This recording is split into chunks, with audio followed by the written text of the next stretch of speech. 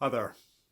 I'm author and filmmaker Rick Wood, and I'd like to welcome you to my presentation talking about the deeply connected educational aspects of my new book, The Human Snare.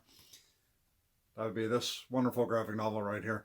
Nonfiction book, and just going to dive right into it. But first, uh, for those of you that are new to me, let me introduce myself. I am uh, many things. I have been over the years.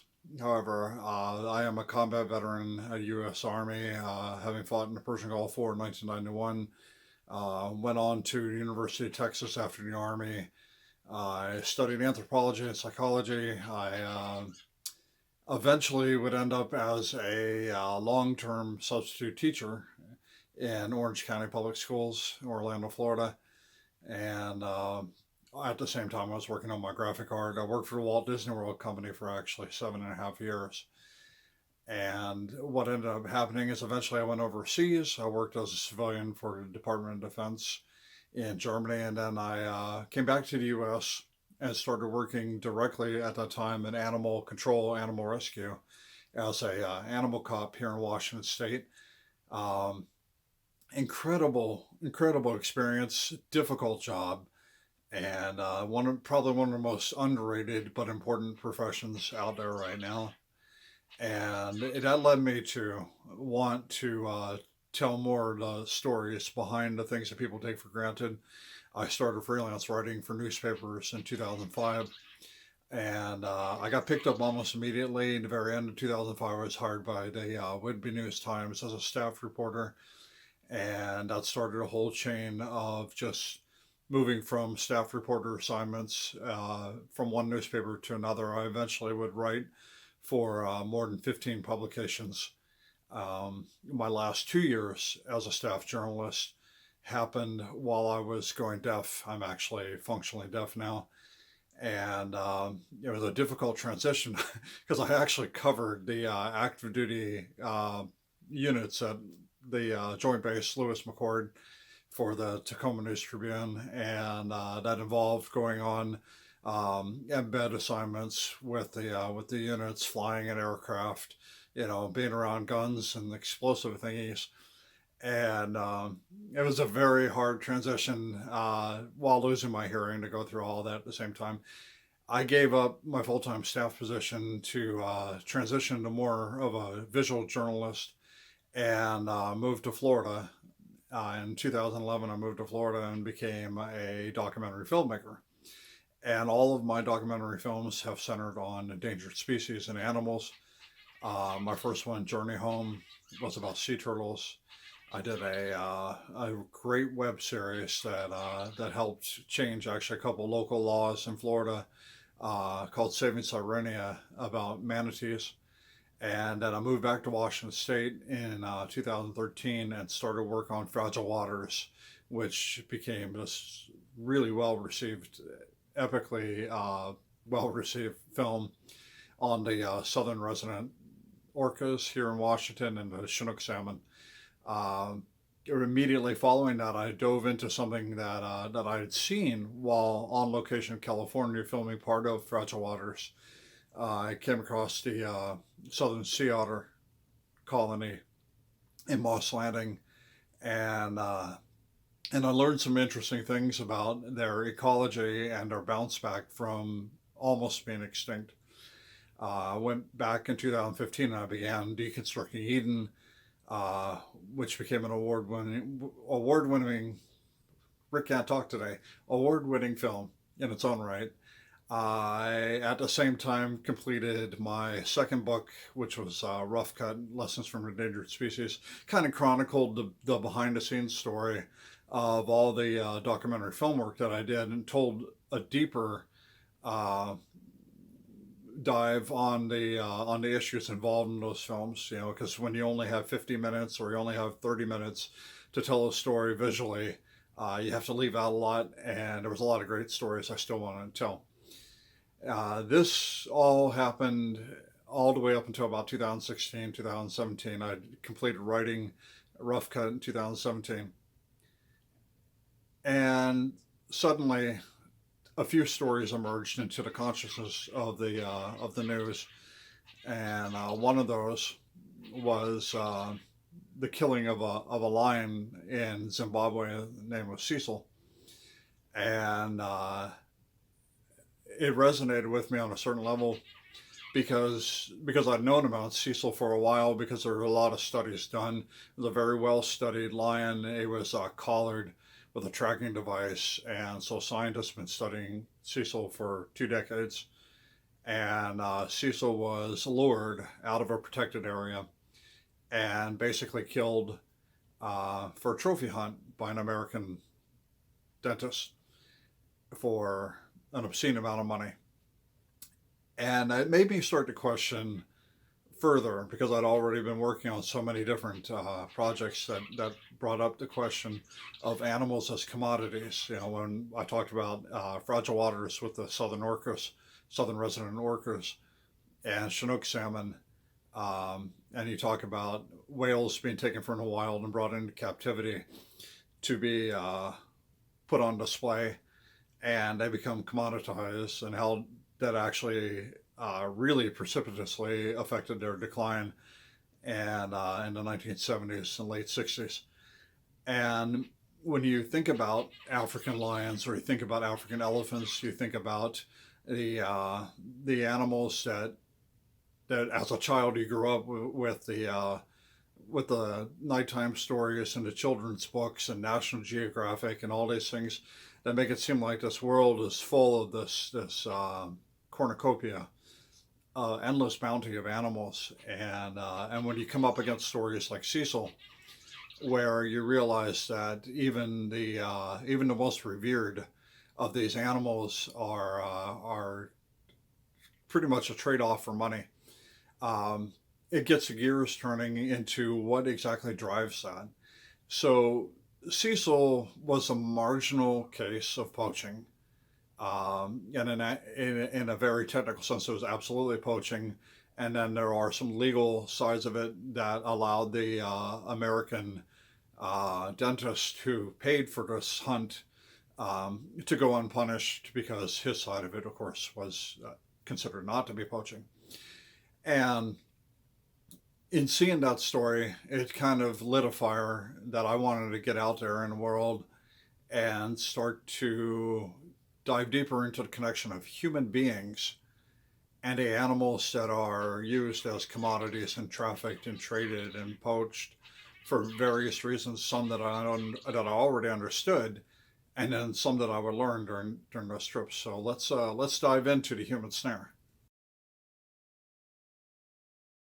So the idea of where to travel for the research for the book stemmed from the fact that there are certain animals that have been either keystone to the issues of poaching and trafficking worldwide, or they're currently such pressing issues that not covering them would be a real misstep. The main one being African elephants. So we lose, on average right now for the past 2 decades, more than 20,000 African elephants per year to poaching, chiefly to poaching. And that works out to some crazy number like 20 elephants a minute or something like that. It's just a dramatically huge number.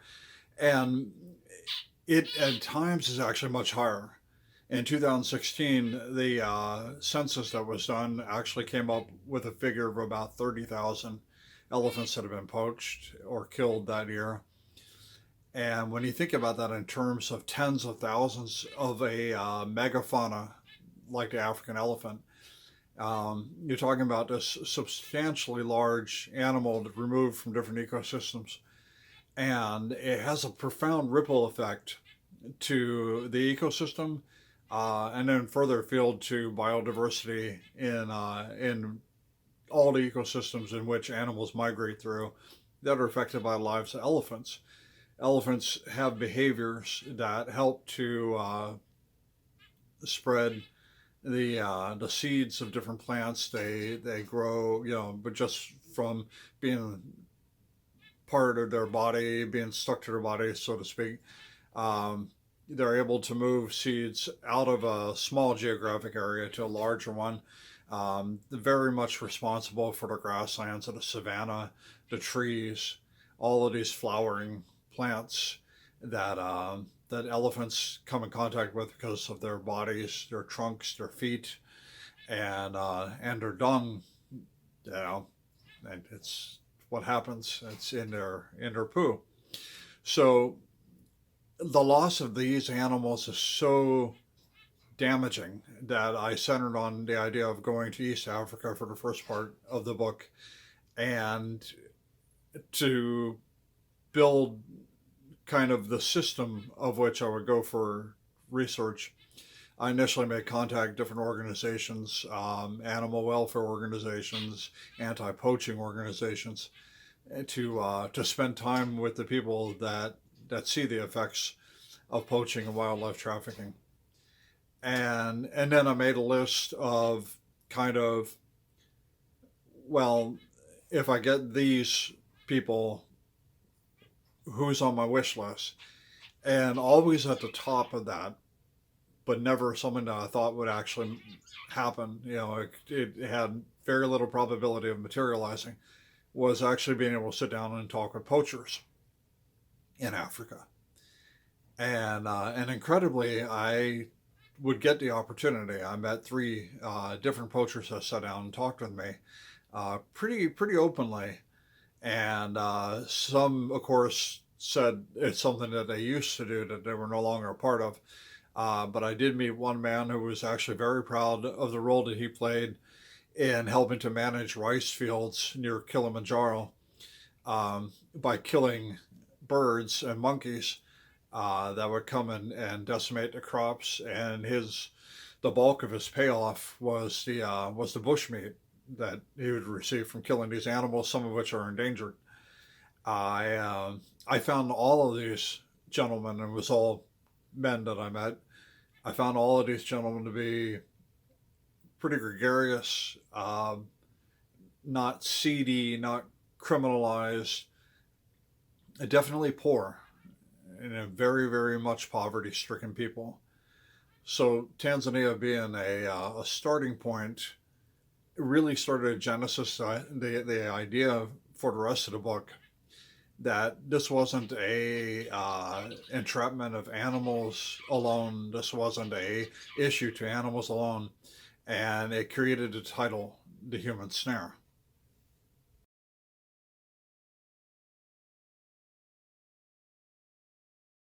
So one thing I'm actually frequently asked is why wouldn't I, given that I feel so strongly about animal rights and animal conservation, why wouldn't I confront poachers when I meet them? And the very obvious reason behind that is, first and foremost, my safety. Um, but equally as important is the fact that I'm a guest in another country, and I am a guest from outside of that culture. And really, it's not my place to walk into another culture, another country with judgment of something that happens someplace that was so thoroughly damaged by colonialism, by the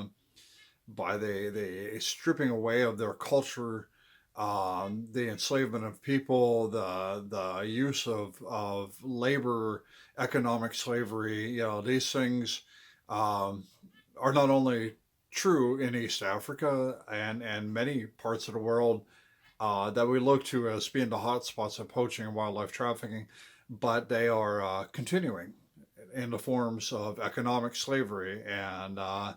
And what I mean by that is, and economic colonialism is, yeah, you use Tanzania as a great example. If you drive to the Serengeti, you head from Arusha or Mashi to Kilimanjaro area, you drive to the Serengeti. Most of your trip, the longest stretch of your trip, will be done on this immaculate, brand new highway. I mean, it's gorgeous. Fresh asphalt, beautiful lighting, all the way down. And you wouldn't think that driving to the Serengeti would involve driving down this really cushy, beautiful highway. Different sections of the highway have signs. This part of the highway is a gift from the government of blah, blah, blah to the wonderful people of Tanzania. Well, as heartwarming as that might sound, it actually stems from the fact that these countries have vast amounts of resource mining contracts and land leases in Tanzania where they're stripping the country of different minerals. These minerals chiefly end up in things that we take for granted, like cell phones and tablets, um, or in a more extreme sense, certain areas in Kenya and Uganda see pilfering of minerals that can be weaponized. And you're talking about uranium and things like that. Uh, it's a very convoluted situation economically right now. East Africa is growing, it's modernizing.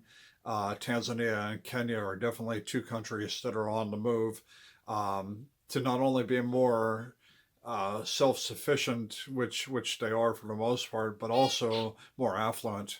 Um, it's a mixed bag though, because that affluence is not shared among, among its population. It is very much a small pool of haves versus a much larger pool of have-nots. So I wouldn't walk into that country or any country under the assumption that I was there to wag my finger and tell people how they should live their lives. That's certainly not the case, and that's not how you change anything. You don't really affect change by telling somebody that what they do and how they think is incorrect. You can affect change by changing their hearts and their minds, which is a loaded phrase that came out of the Vietnam War, but it is true. If you can get somebody to feel, you can start to change the framework of their thinking, and that's why I wrote the book chiefly. So the other part of it is it would be very hypocritical as an American citizen to look at an African person, Tanzanian citizen, Kenyan, or in China when I was in China or Costa Rica or any of these countries and pretend like we didn't have an off the wall problem with poaching and wildlife trafficking in the US. And we actually do. I mean, we have this insane number of incidents. So, like, the connection is also skewed. As poaching doesn't happen in vacuum, African people are not poaching African animals for other African people.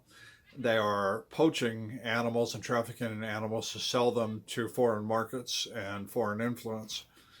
And if there was no demand, um, there wouldn't need to be a supply. It is very simple economics of supply and demand. So when you think about trophy hunting, there are 126,000 uh, hunting trophies per year that are imported into the United States. So 126,000. I was reading that off my notepad. I was just thinking about that. Is this huge number, and that's actually only the legal number. So that's not the illegal number, and that's not the number that goes under the covers and ends up, in the hands of American citizens illegally, which is incredible. So more than 2,000 people are also arrested each year for poaching in the United States. So we have thousands of American citizens that get arrested for poaching, which is to say, again, that that's a fraction of the number that are actually committing acts of poaching. Poaching is prevalent in the United States and around the world, in every country in the world. So much so that it's estimated that people kill up to 20 million animals a year for poaching and wildlife trafficking. 20 million. This, again, is such a vast number, it's hard to conceive of.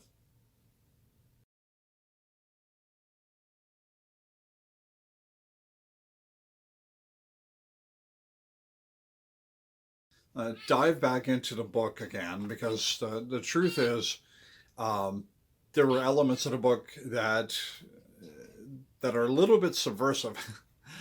First of all, when you look at the book as a graphic novel, it's done in an illustrated format, so it's not photorealistic. It's not a photograph. But I will tell you that every single one of these images was from a photograph that I shot, that I took into a computer and I did a process to digitize them. Um, this was by design. So the reason I would do this, the reason I would go in and take a beautiful photograph and turn it into a black and white illustration is actually because there are psychological and scientific studies that have been done that people are able to absorb information better from viewing illustrations, and it holds their interest deeper from an illustration than it does from an actual photograph or a video. And this all makes sense when you break it down to the fact that this is symbolic of a photograph that was photorealistic and more symbolic of real life. Your brain has to interpret a black and white photo like this and recognize that this is a palm tree, recognize that there are animals in here, recognize what kind of animals those are, furry, the texture, the location. This all starts to connect your brain in a deeper neurological sense, a deeper connection to the materials in there. So the words are condensed, sparse, hopefully the right amount. I've got some good feedback. A lot of young folks love the fact that there is still enough meat and potatoes in the information that's presented to give them the answers that they're looking for, and at the same time, the pictures draw them in deeper into the environment of the story. So, just to finish up with the Africa section of this, and Tanzania specifically, I had to make that connection further between human beings and animals, is because biologically speaking, we're all animals. We just, as human beings, like to separate ourselves and put ourselves up here and animals down here.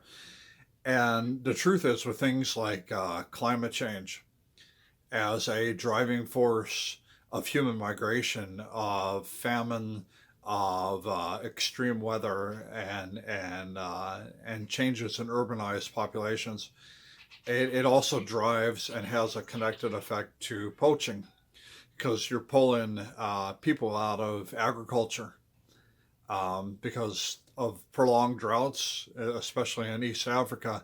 You're pulling them into an urban environment where the jobs become more scarce and the prices for things are higher. So all of a sudden they have to find another way to make money, not the traditional ways. So the people from the Chaga tribes in near Kilimanjaro, who are coffee making and rice and agricultural based people, are further pushed into not only modernization, which is taking place anyway, but additionally the stress of not being able to provide. And we're not talking about providing for themselves. We are, of course, talking about family units and extended families. At the same time, they're dealing with an epidemic. And no, I'm not talking about coronavirus. I'm talking about HIV and AIDS, which is a very serious and rampant issue in East Africa that affects 1/5 of the population. And it's left in its wake, actually, tens of thousands annually, orphans in these countries that grow up without parents because they lose them to the effects of HIV and AIDS. And the stigma attached to that takes these children away from extended families who no longer want to deal with HIV and AIDS infected children, and just makes them marginalized, extremely marginalized. That too is an ancillary push that drives poaching and wildlife trafficking. It creates desperation. It creates a lack of resource economically, and it creates a gap between between young people that become educated and young people that don't.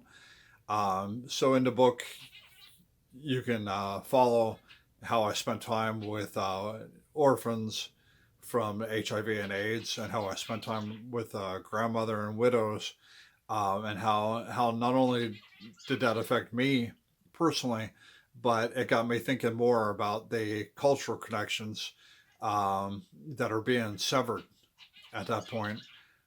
That is a continuation of this economic slavery and economic colonialism that I was talking about earlier.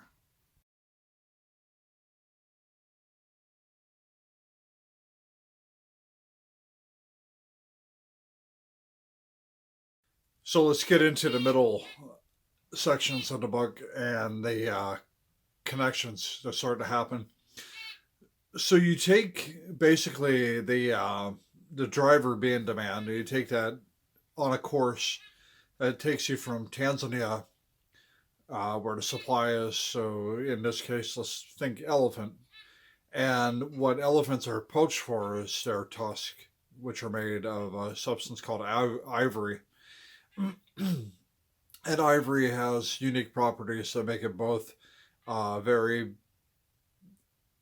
sought after for carvings and artwork, and also to a lesser extent in traditional medicines.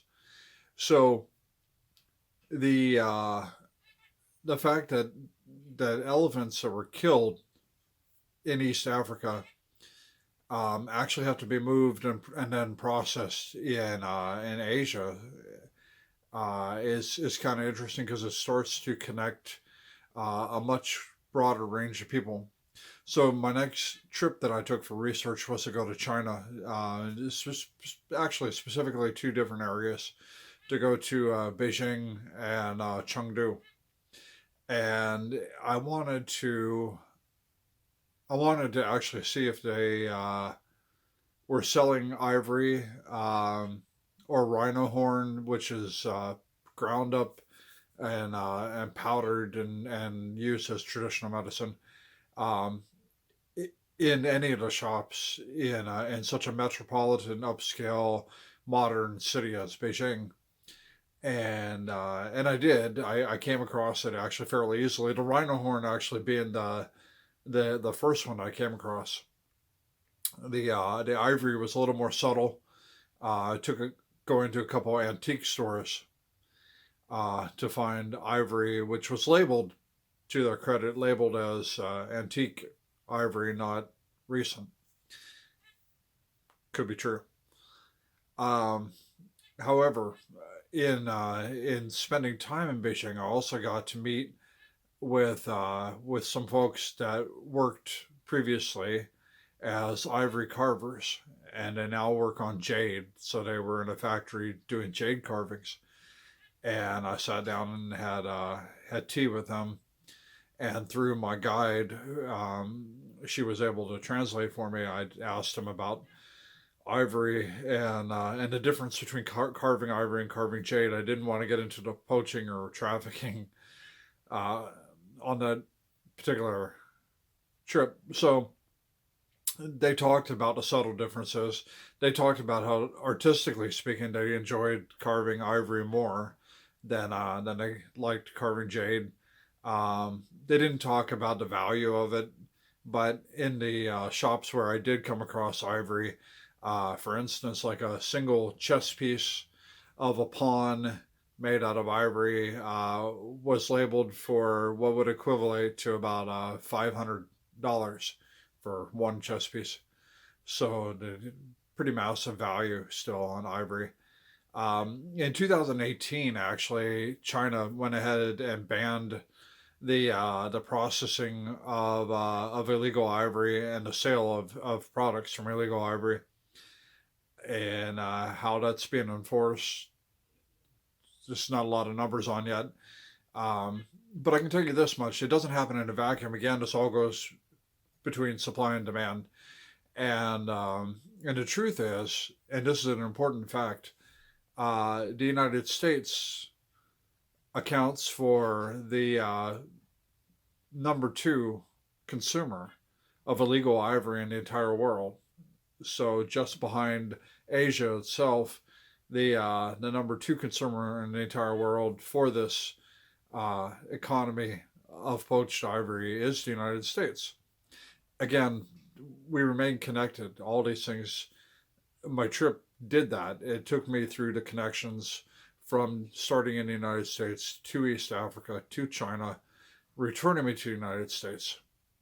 But I'll get to that in a moment. So the other part of my trip to China was actually to go take care of the giant pandas at a rescue facility where in the Sichuan Hills, a very beautiful scenic area, where what they do is they actually rehabilitate giant pandas that have either been injured or they've been in captivity, and they rehabilitate them to either reintroduce them to the wild or to use as breeding stock to reintroduce those newborn pandas uh, into a wild habitat through different stages and systems. And they're actually fairly successful. And I spent 2 days with them taking care of giant pandas, feeding them, cleaning up after them, doing medical care on them, and an intricate process.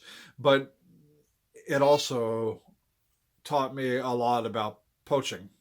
See, pandas are still not very high numbers, but a small number of pandas are poached for their animal fur products, for their paws, primarily, and it piggybacks upon the historical poaching.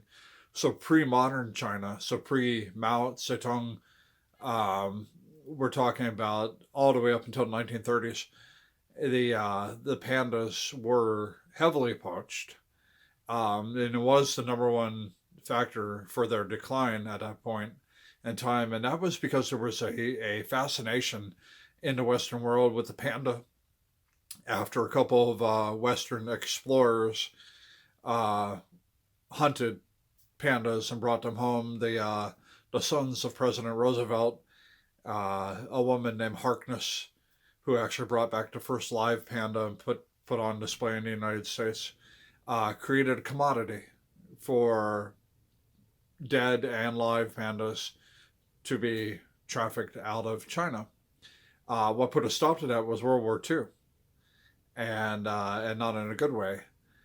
And post World War II, China became kind of isolated and modernized itself, industrialization and modernization, and then now the biggest threat facing giant panda is habitat loss, destruction of their areas where they live in the wild, and so China has taken a sharp turn now in the past 10, 20 years to address this, and they're starting to preserve habitat. They're starting to do conservation efforts on the giant pandas, and that's what I was there for. Um, but it also reminded me of the human connection, because we have a tendency in the Western world to villainize Asian cultures for the fact that they eat certain animals that are vastly different from animals that we choose to eat. It's kind of weird when you think about it anyway. But they also have a culture we don't fully understand in the West, because our culture is a consumerist based popular culture, and you have a very different, more ingrained ancient culture uh, in Asia, especially in China, where the Han people have been a united culture for thousands of years. So I wanted to see if people had a reverence, uh, because a lot of times we don't think of the Chinese culture as having a reverence for animals, and they do, especially animals like the giant panda or the red panda. Um, these animals are almost sacred, and there's an interesting change that's come with different inclusions of multicultural events like the Olympics in Beijing, where the world is being introduced to the panda as a mascot for the entire nation of China. And it helped me to understand that, again, it's winning hearts and minds. This could go much further than just the giant panda for the Chinese people. If we could win the hearts and minds to have them understand about the African rhino or African elephants, and and have them love these animals. So that was kind of the next step in my evolution, was coming back to the U.S. And going to Yellowstone and spending days in Yellowstone, which is actually an epicenter not only of biodiversity and wildlife, but poaching and wildlife trafficking, which takes place in extraordinary numbers in and around the national parks, and and just realizing that we have our own work to do back home.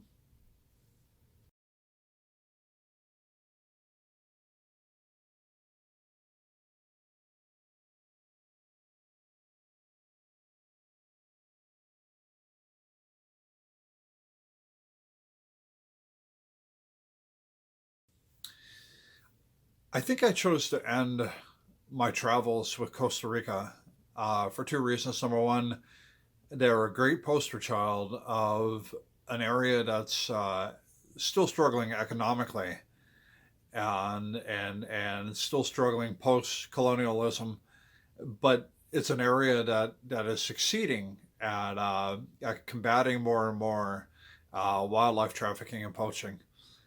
And the other reason that I felt compelled to go, especially after my experiences in China, was was I needed to put myself back in touch, hands on, with actually rescuing animals that that had come out of the trafficking environment. And so what I did is I worked for several days with sloths and monkeys in Costa Rica, and it really fed the soul, grounded me again in what's important in the story.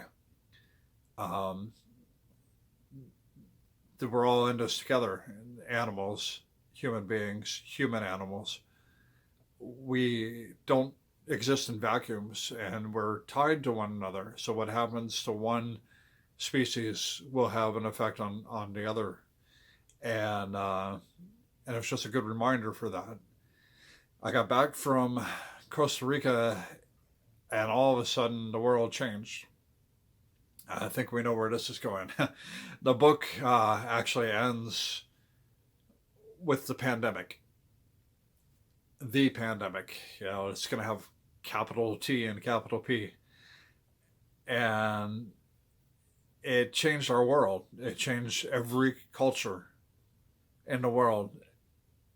And it was hard to hear the social echo of people, you know, with their bias towards different cultures, with the bias towards science, with the bias against this and against that, and just wanting to reach out and remind people that all these things that have been so frightening and life changing for all of us stem from animal poaching and wildlife trafficking.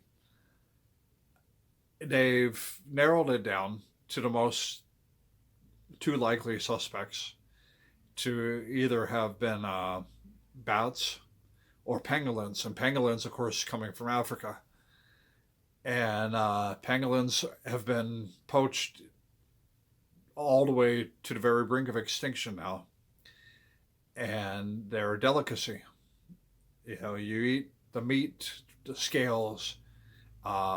They're supposedly imbued with supernatural abilities, medicinal qualities, and it's one of those weird things where we can't get far enough in the conversation about the pandemic because of all the political and social overtones, to where we can all sit down and go, whoa, we really need to come together on a singular issue of poaching and wildlife trafficking that could very much end our civilization as we know it. I mean, this was a wake up call, or should have been a wake up call. And I chose to end the book with it because I was taking care of both my parents at the time. My mom was terminally ill. She passed as I finished writing the book, the last couple of pages were done in the days that she died, and we had her services in the circumstance of, you know, the lockdown. Uh, no family outside of three or four of us that live here, and no friends. And this solemn, lonely echo of a woman whose life was extraordinary, um, going unheralded because somebody trafficked animals that carried a variant of coronavirus that eventually got vectored into a human being who transmitted it to another human being, and so on. It's incredible and it's heartbreaking. And I wanted very much to make sure that whoever read the book, whoever takes this book and gets to the last couple of pages, gets a little bit of that punch in the gut, that maybe this is something we really need to tackle, and something that we need to take on a deeper level societally. Um, so the Human Snare ends with that because it brings the whole connection to full circle. Um, we are connected to what happens to the animal world, within wildlife, and certainly with poaching and trafficking. Um, Animals are coveted uh, because they're cute. So we see sloths that are taken out of the wild in Central America.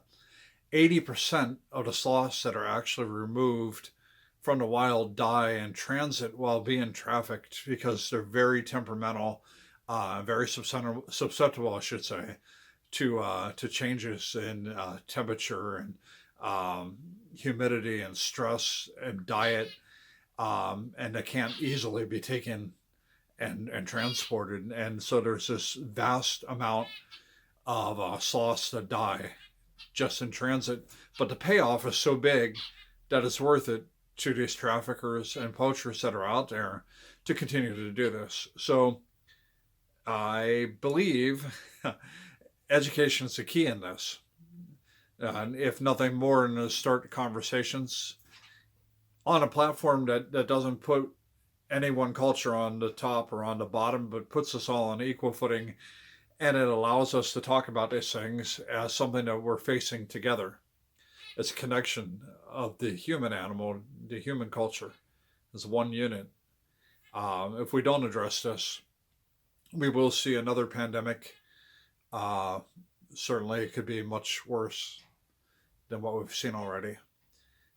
We could see the loss of biodiversity and extinctions. And in fact, right now, unbelievably, we currently see more than 10,000 species per year driven to extinction of insects, larger animals, fish. It's happening right now. This is the conversation of our age. This is probably, arguably, the most important conversation we can have with children. I thank you for watching this presentation. I hope that you will read The Human Snare. Any questions that you have, please send them along. I will definitely answer every single one of them. And I hope that we continue this conversation again, that we can do this again, because I just think it's that important. It's just a heads up. People always ask, so what's next for you? Going to Indonesia, actually, at the end of this year. I am moving abroad for a few years, probably more than a few years. Side note, I'm also very much in love with a woman that lives in Jakarta. And we've been in a relationship for 2 years, and don't tell her, but I plan on asking her to marry me. So, yeah, it's going to put me in Indonesia for a long time.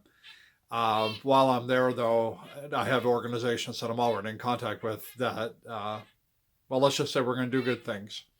We're going to explore the orangutan and Sumatran tiger and the Javan rhino. So, big things coming up next couple of years. Thank you all very much.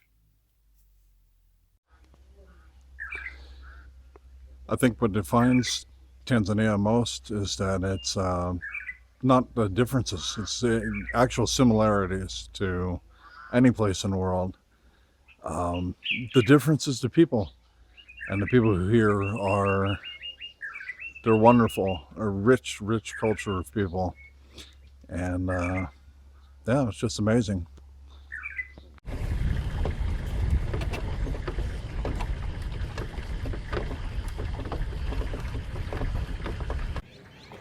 So this area around the Temple of Heaven is spread out like a giant courtyard and actually faces back here to where they used to do the different ceremonies and offerings from the emperor for the temple.